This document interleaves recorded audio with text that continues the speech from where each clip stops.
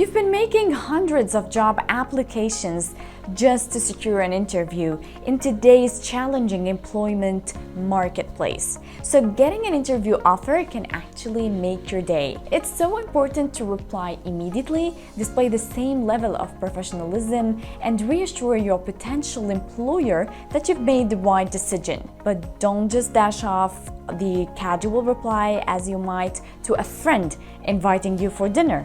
There is a necessary formality about employment-related communication, and it's all too easy to give the wrong impression if you don't observe the niceties.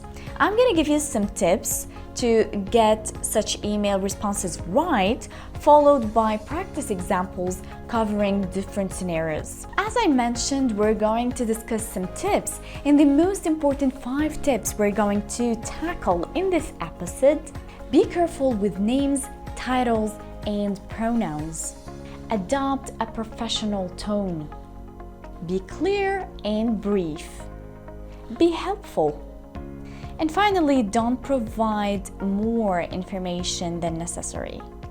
First of all, if the person contacting you uses his or her first name without a title, you should follow the same way and say, for example, Dear Andi Scott.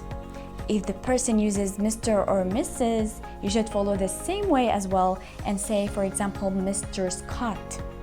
However, if you don't know the gender of the person, do not use anything that implies gender.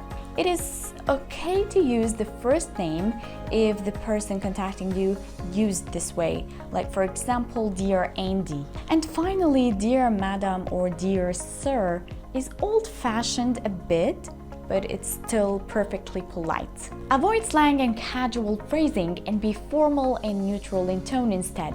Remember that these communications are not intended to be chatty, so be polite, thank the individual for this opportunity, and add that you're looking forward to meeting them. Use the minimum number of words to convey the required information.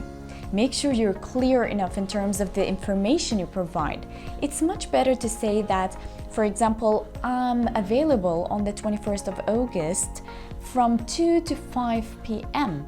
This is much better than saying, I'm available on Thursday afternoon. Try to be free for the employer's preferred time and date, but also offer alternative times if this isn't possible. If you can't answer a call, make sure to clarify that you can leave a message and you'll get back to them as soon as possible.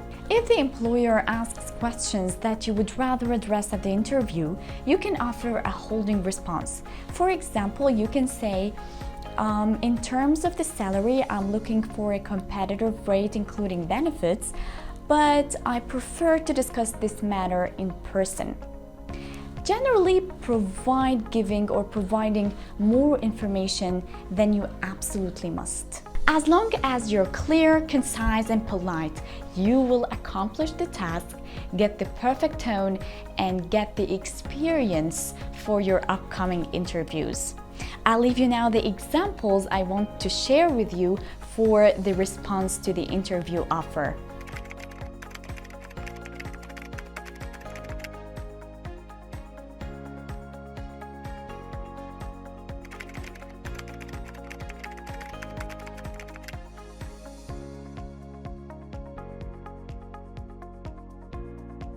That's all for now. Thank you so much for watching, and if you enjoyed the episode, please like, subscribe to the channel, and click the bell icon to get new videos updates.